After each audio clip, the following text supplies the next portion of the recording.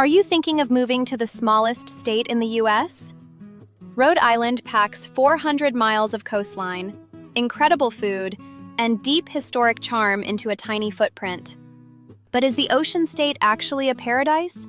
Or are high taxes and a tight housing market going to give you major buyer's remorse? Today, we are breaking down the data so you know what it actually costs to live, work, and move here. First, let's talk budget. Rhode Island is beautiful, but it is not cheap. The overall cost of living sits about 10% to 12% above the national average. Housing is the biggest factor. The median home price sits over $400,000, and because the state is so small, land is at a premium. Renting isn't much easier.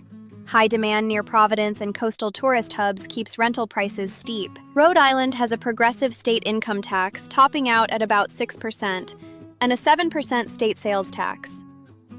If you are a high earner or retiree, be sure to look at their estate tax laws, which kick in at lower thresholds than the federal level. When moving here, you are essentially choosing between two very different lifestyles: urban creative hubs or coastal retreats. Providence is home to Ivy League culture and a world-class food scene. It's highly walkable, but traffic on local highways can get surprisingly congested during rush hour. Then there's the coastal retreat. Stunning beaches, sailing, and quiet coastal towns in South County. These areas experience massive seasonal shifts.